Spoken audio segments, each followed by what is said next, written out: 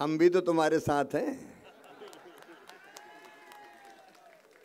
बोलिए भारत माता की, छत्रपति शिवाजी महाराज की, भारत रत्न डॉक्टर बाबा साहब अंबेडकर की, नागपुर की जनता की, सभा में आई बहनों भाइयों की और मेरे भांजे और भांजियों की।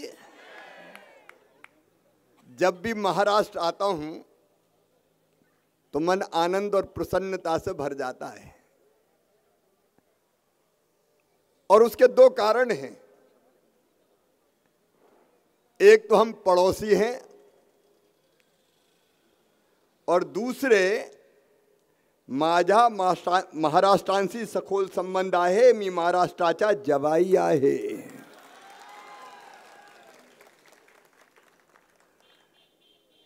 और इसलिए नागपुर से तो प्रेम स्वाभाविक है। मी मध्य प्रदेशातील मुलांचा मामा आहे, व महाराष्ट्रातील मुलांचाही मामा आहे। मंच पर विराजमान हमारे वरिष्ठ नेतागण, आदरणीय प्रशांत जी, आदरणीय मुरली जी, सूल जी, राजीव जी, दिनेश जी, संजय जी, किशोर जी, शिवानी जी, सुरेंद्र जी, हमारे गौरव पारधी जी, शैलेंद्र जैन जी, यहाँ उपस्थित बहनों भाइयों, भांजे भांजियों, दोनों हाथ जोड़ के आप सबको प्रणाम, आप सबको नमस्कार। मेरा सौभाग्य है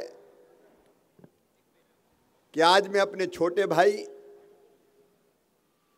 और महाराष्ट्र के अत्यंत लोकप्रिय नेता देवा भाऊ के चुनाव प्रचार में आया हूं। युवा मोर्चे से हम लोगों ने साथ काम किया है, और जब भी वो चुनाव लड़ते हैं तो मैं उनका चुनाव प्रचार करने आता हूं। अभी मैं झारखंड का प्रभारी हूं। कल झारखंड में पहले चरण का मतदान समाप्त हुआ है, और आज मैं पूरे विश्वास से कह रहा हूं 2/3 बहुमत से झारखंड में भारतीय जनता पार्टी की सरकार बनने वाली है। मैं वहां चुनाव प्रचार में लगा था, देवा भाऊ का फोन आया और उन्होंने कहा कि मेरे क्षेत्र की जनता आपको याद कर रही है, तो तुमने पुकारा और हम चले आए।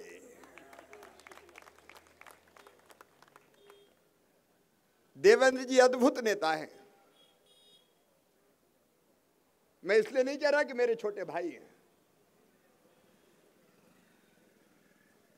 उनका पूरा जीवन नागपुर का और महाराष्ट्र की जनता की सेवा को समर्पित है, और उनका व्यक्तित्व बहुत बड़ा है। अरे अपने लिए तो सब जीते हैं, कीट पतंगे भी जीते हैं, पशु पक्षी भी जीते हैं। अपने लिए जिए तो क्या जिए, तू जी ए दिल जमाने के लिए। और जमाने के लिए जीने का काम किया है तो देवेंद्र फडणवीस जी ने। इससे बड़ा उदाहरण क्या हो सकता है। महाराष्ट्र के विकास के लिए, जनता के कल्याण के लिए। मैं जानता हूं जब यहां सत्ता परिवर्तन हो रहा था तब हर एक ये मानता था देश में कि महाराष्ट्र के अगले मुख्यमंत्री परिवर्तन के बाद देवेंद्र फडणवीस होंगे। लेकिन ये देवेंद्र जी थे जिनके माथे पर सिकन नहीं आई, और महाराष्ट्र के विकास के लिए उन्होंने कहा कि नहीं, मुख्यमंत्री शिंदे साहब रहें, और पार्टी ने आदेश दिया कि आप उप मुख्यमंत्री बन के काम करो। इतना बड़ा दिल बहुत कम नेताओं का होता है। एक बार तालियां बजा के देवेंद्र जी का स्वागत कीजिए। हाँ मामई आहे।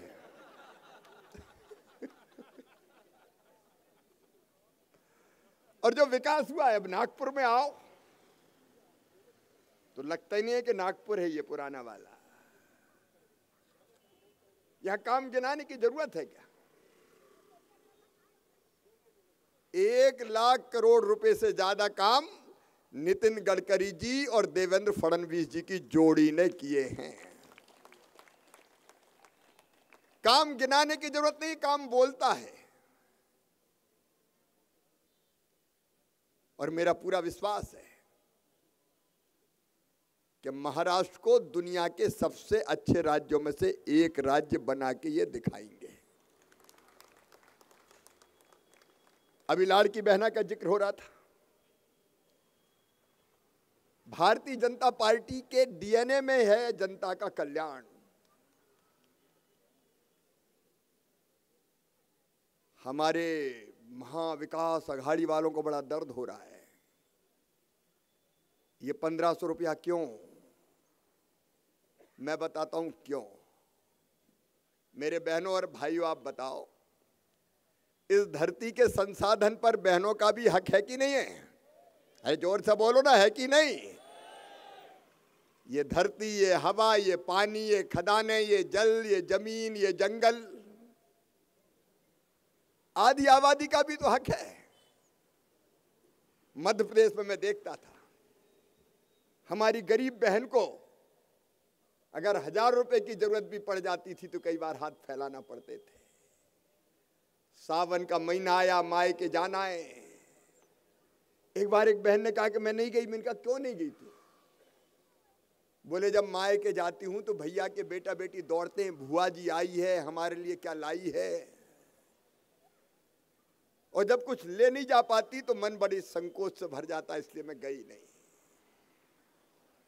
मैंने बचपन से मध्य प्रदेश की धरती पर देखा था, हमारी गरीब बहनें जो मजदूरी करती हैं, बेटा बेटी के जन्म देने के 2 दिन पहले तक मजदूरी करती थी। और बेटा बेटी को जन्म दिए 8 दिन नहीं होते थे कि फिर फटी साड़ी का टुकड़ा माथे पे बांध के फिर खेतों पर काम करने जाती थी। तब मेरी आत्मा रोती थी कि हे भगवान, वो दिन कब आएगा कि इस गरीब बहन को भी बेटा बेटी को जन्म देने के बाद महीना 2 महीना आराम करने का मौका मिल जाए। ये लाड़की बहना चुनाव की योजना नहीं है। मध्य प्रदेश में पहले बनी लाडली लक्ष्मी योजना।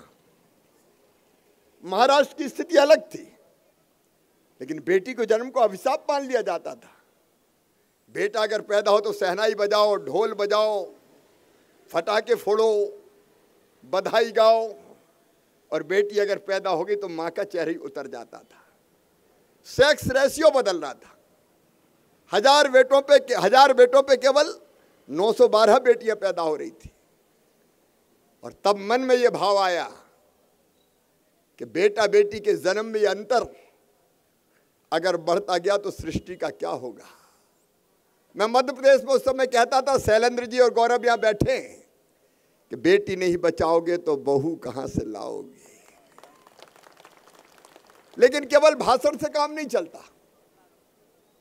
मुझे लगा महिला सशक्तिकरण के लिए ठोस कदम उठाने पड़ेंगे। और इसलिए पहले बनी मैं लाडली लक्ष्मी योजना। एक सभा में मैं बोल रहा था कि बेटी को आने दो, बेटी है तो कल है। तो एक बूढ़ी अम्मा खड़ी होगी, बड़ी बात कर रहा है, बेटी को आने दो, बेटी आ गई और बड़ी हो गई तो शादी में दहेज का इंतजाम क्या तू करवाएगा। मुझे लगा कि भाषण से नहीं होगा कुछ। और तब मन में यह विचार आया कि बेटी मध्य प्रदेश की धरती पर पैदा हो तो लखपति पैदा होनी चाहिए। और मैंने अपने अफसरों को बुला के कहा कि ऐसी योजना बनाओ कि बेटी लखपति हो। यहाँ पहले तो उन्होंने मजाक माना कि नया नया जोश है, मुख्यमंत्री बनाए, 2005-6 की बात है, बाद में ठंडा हो जाएगा। लेकिन हम पीछे पड़ रहे और हमने बनाई योजना लाडली लक्ष्मी। और ये तय किया कि बेटी के पैदा होते ही बेटी के नाम से 30,000 रुपये से ज़्यादा उसके अकाउंट में जमा कर देंगे और सीधे उसको पढ़ाई से जोड़ा। वो 5वीं पास करके 6वीं जाए तो 2000, 8वीं पास करके 9वीं में जाए तो 4000, 10वीं पास करके 11वीं में जाए तो 7,500, 12वीं में फिर 6,000, कॉलेज में जाए तो 12,500, पास आउट करे तो 12,500 और 21 साल की हो जाए तो सीधे 1,00,000 रुपया मिल जाए। बेटी पैदा हो तो लखपति पैदा हो। आज 50 लाख से ज्यादा लाडली लक्ष्मी बेटियां मध्य प्रदेश में हैं। मैं कांग्रेसियों को कहना चाहता हूं, ये राजनीतिक शिगुफा नहीं है, वोट प्राप्त करने का माध्यम नहीं है। 50% रिजर्वेशन स्थानीय निकाय के चुनाव में सबसे पहले हम लोगों ने दिया। हम लोगों ने तय किया कि बेटी की शादी कई बार गरीब की मजबूरी बन जाती है, तो मुख्यमंत्री कन्या विवाह योजना बना के तय किया कि बेटियों की शादी मामा करेगा, सरकार करेगी, माता पिता को परेशान होने की जरूरत नहीं। ऐसी श्रृंखला थी ये, लेकिन फिर भी मन को पूरा संतोष नहीं मिला, चैन नहीं मिला।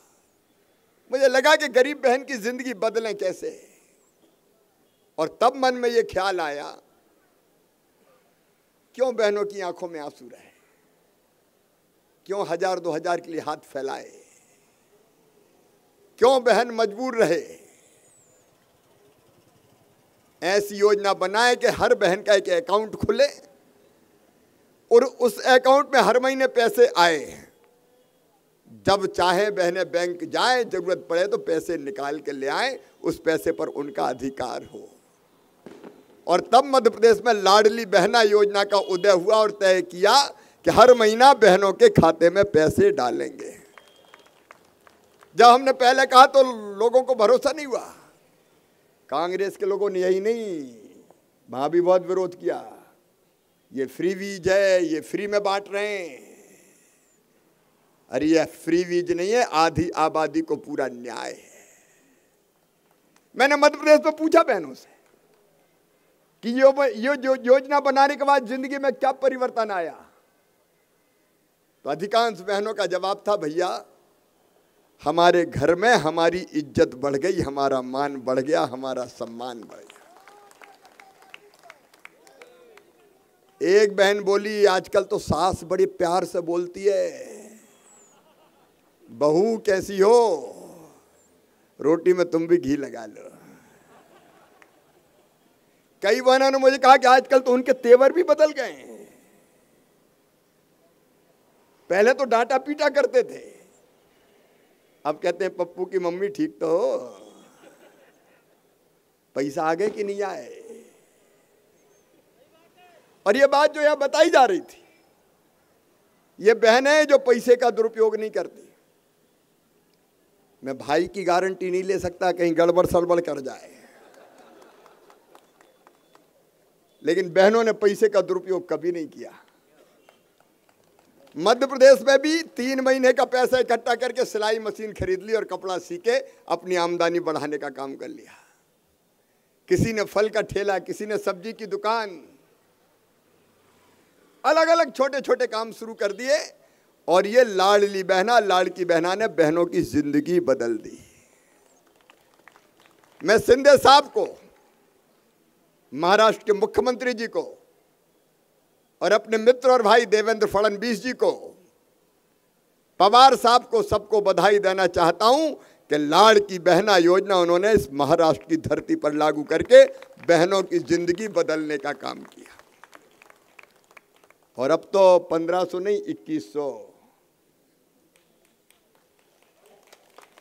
मेरी बहनों चिंता मत करना, अब कोई राज्य बच नहीं सकता। कोई मजबूरी में लागू करेगा तो कोई मर्जी से लागू करेगा। अब कहने लगे 3000 देंगे, 3000 अब तक कहां गए थे? मना कौन ने किया था? तुम्हारी भी तो सरकारें थी।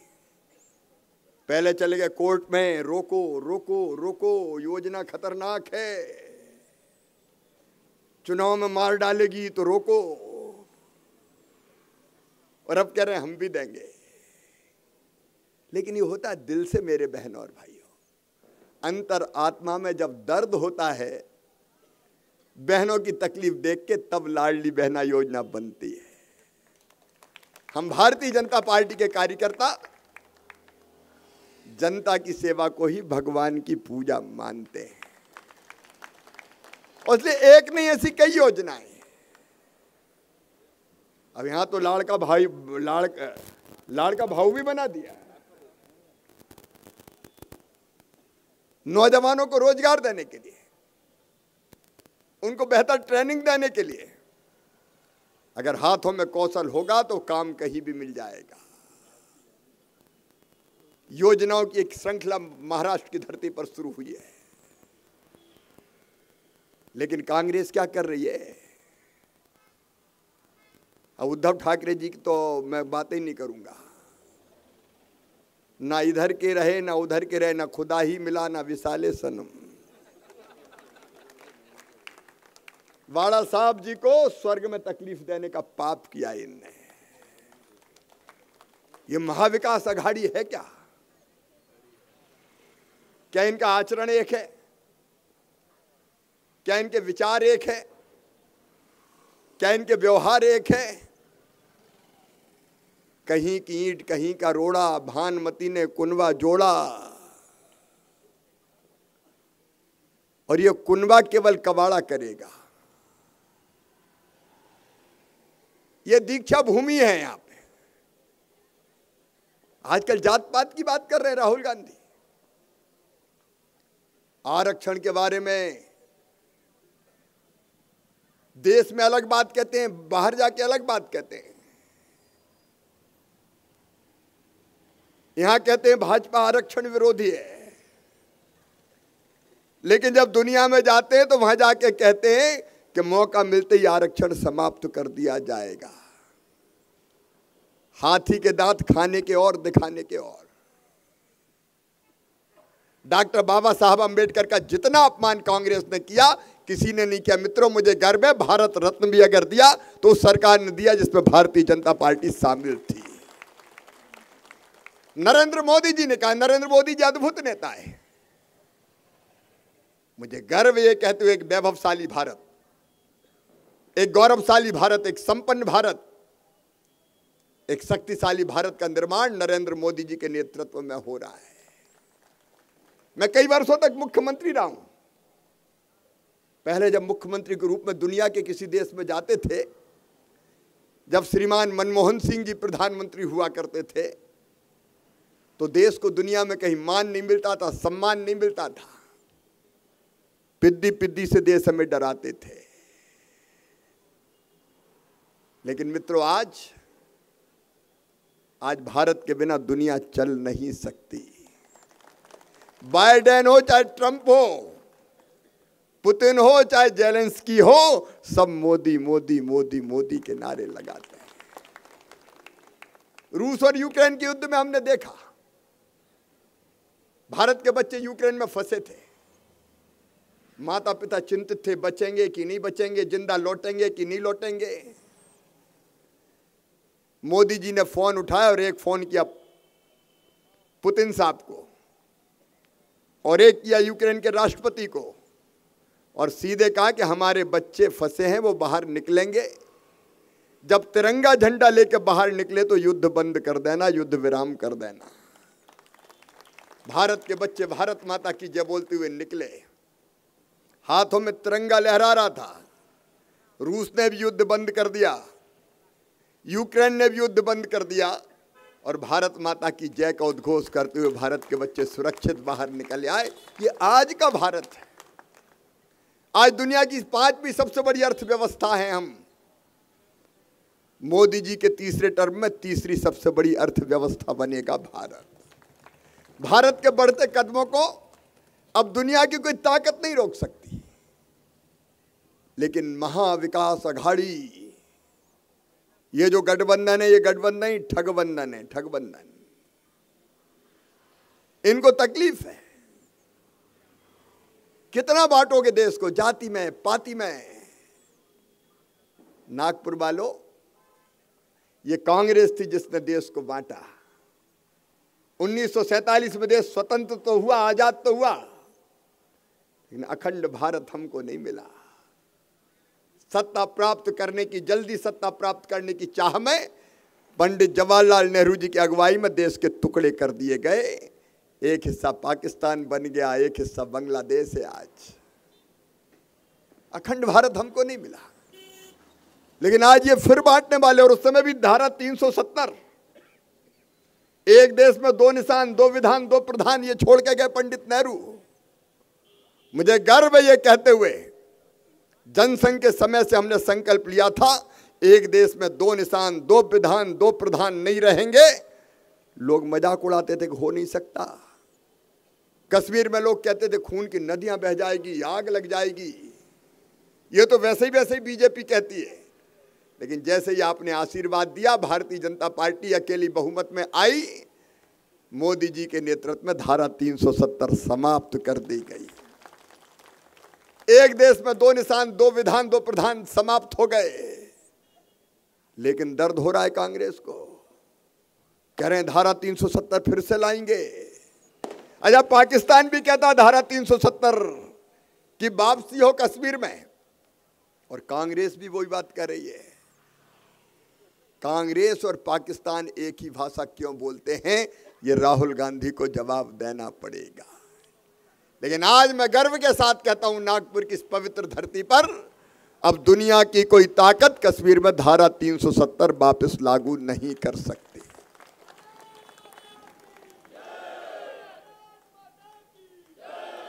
इनको तो राम मंदिर के निर्माण से भी तकलीफ है। जब हम लोग कहते थे राम लला हम आएंगे, मंदिर वहीं बनाएंगे, तो कांग्रेस के लोग कहते थे तारीख नहीं बताएंगे। और आज सारी दुनिया ने देखा, मोदी जी के नेतृत्व में दिव्य और भव्य मंदिर बनकर तैयार है। एक वैभवशाली, गौरवशाली, संपन्न और समृद्ध भारत का निर्माण हो रहा है। और महाराष्ट्र भारत का प्राण है मेरे बहनों और भाइयों। ये नागपुर, ये महाराष्ट्र, छत्रपति शिवाजी महाराज ने जो सुशासन दिया है, उस रास्ते पर मोदी जी के नेतृत्व में भारत सरकार चल रही है। और एकनाथ शिंदे जी, देवेंद्र फडणवीस और पवार साहब के नेतृत्व में महायुति की सरकार चल रही है। और मैं आज आपसे यही निवेदन करने आया हूं, ये महाविकास आघाड़ी ये बर्बाद कर देगी महाराष्ट्र को अगर वापस आ गई तो। और इसलिए मेरा आपसे निवेदन है, पलट के उस दिशा में मत देखिए, महायुति का साथ दीजिए, नरेंद्र मोदी जी के हाथ मजबूत कीजिए, एक वैभवशाली, गौरवशाली, संपन्न और समृद्ध भारत के निर्माण में अपना योगदान दीजिए, विकास का साथ दीजिए, जन कल्याण का साथ दीजिए। मैं कृषि मंत्री भी हूं, मैं महाराष्ट्र के किसानों से कहना चाहता हूं, आपकी तकलीफ देखी, दर्द देखा, सोयाबीन के दाम गिरे, हमने तुरंत फैसला किया कि पाम ऑयल पर 0 इंपोर्ट ड्यूटी थी, वो बढ़ा के हमने 27.5% करने का काम किया। मैं जानता हूं यहां किसान नहीं बैठे, लेकिन महाराष्ट्र के किसानों को मैं आज कहना चाहता हूं, सोयाबीन जब बेचने वो खरीदी केंद्र पर जाते हैं तो मॉइस्चर ज़्यादा निकलता है 12% से। अब 15% भी मॉइस्चर होगा तो सोयाबीन की खरीदी की जाएगी। महाराष्ट्र के किसान चिंता ना करें। एक के बाद एक कई फैसले, प्याज एक्सपोर्ट पर बैन था, एक्सपोर्ट पर टैक्स था, उसको घटा के 40 से 20% हमने किया है। और इस सरकार ने तो किसान सम्मान निधि को बढ़ा के 15,000 रुपया करने का फैसला किया। मैं अभिनंदन करता हूं देवेंद्र जी का भी और शिंदे साहब का भी। मेरे गरीब बहनों और भाइयों, गरीब कल्याण भारतीय जनता पार्टी का संकल्प है। और इसलिए चाहे गरीब कल्याण योजना हो, जिसके अंतर्गत निःशुल्क राशन देने का प्रावधान हो, और चाहे गरीबों को मकान देने का मामला हो, प्रधानमंत्री जी ने कैबिनेट की पहली बैठक में यह फैसला किया कि गरीबों के लिए 3 करोड़ मकान दिए जाएंगे, बना के 3 करोड़ मकान, 1 करोड़ शहर में और 2 करोड़ गांव में। प्रधानमंत्री आवास योजना के अंतर्गत वो मकान बनेंगे। बेटा हो, बेटी हो, किसान हो, नौजवान हो, नौजवानों को रोजगार के नए अवसर सृजित करने का संकल्प लिया है तो भारतीय जनता पार्टी की सरकार ने लिया है। आज मैं आपसे झारखंड की धरती से ये निवेदन करने आया हूं, विकास विरोधियों का साथ ना दें, देश को तोड़ने वालों का साथ ना दें। आज झारखंड के कांग्रेस के प्रभारी झारखंड में ये कह रहे थे कश्मीर से आके कि हम विदेशी घुसपैठिए जो आए हैं, उन विदेशी घुसपैठियों को भी 450 रुपया में रसोई गैस का सिलेंडर देंगे घुसपैठियों को। आप बताइए मेरे बहनों और भाइयों, ये देश है कि धर्मशाला है, जिसके मन में जब आएगा यहाँ आके बस जाएगा, यहाँ की धरती पे कब्जा करेगा, यहाँ की बेटियों से शादी करेगा उनके नाम पे जमीन हड़पेगा।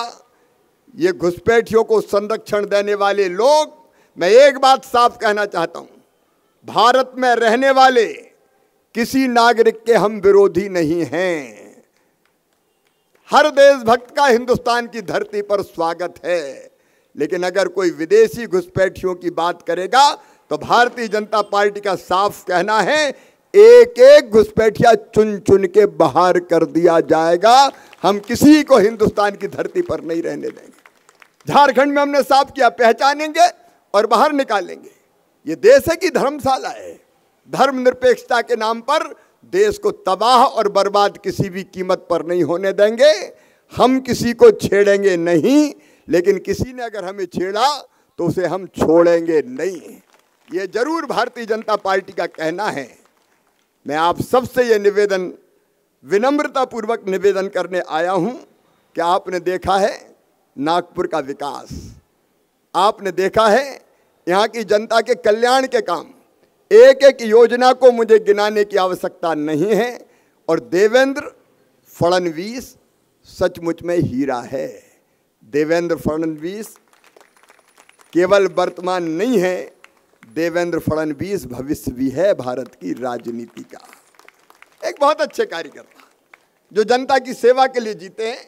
मेरी आप सबसे अपील है, कोई कसर ना रह जाए।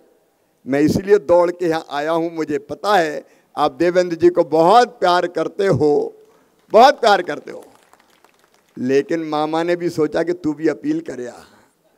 मैं भी तो लाड़का भाई हूँ, और इसलिए आप सबसे निवेदन करने आया हूँ, कमल के फूल की बटन दबाएं, देवेंद्र जी को भारी बहुमत से विजयी बनाएं और विकास की जवाबदारी नरेंद्र मोदी जी के हाथों सौंप जाएं। ये नागपुर की धरती ने दो हीरे दिए हैं।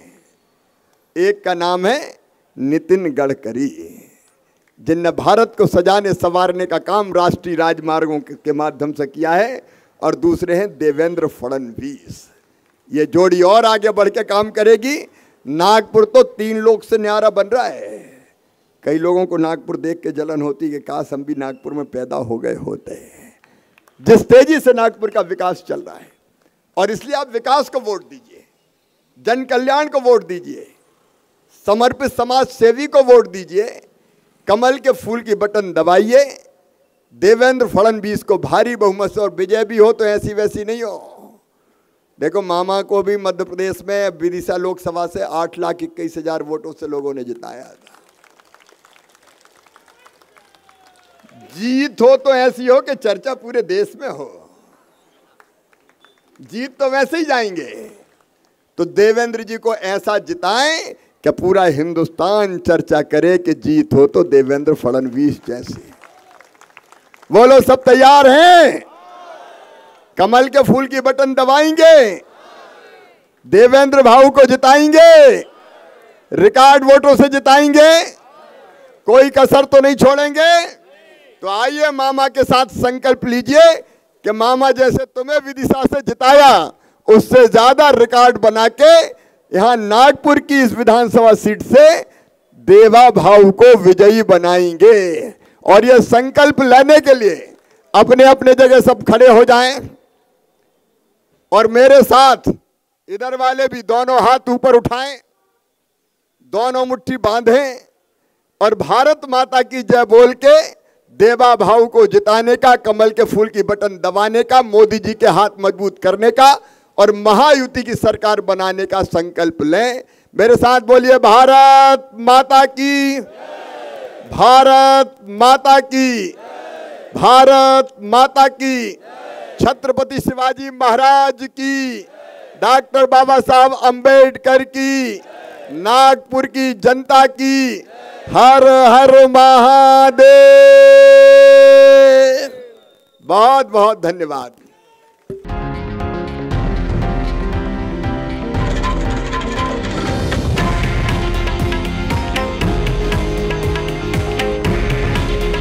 हे आहे देशातील नंबर 1 न्यूज नेटवर्क आणि आपण पाहत आहात TV9 मराठी। काळजी तुमची, हित महाराष्ट्राचं।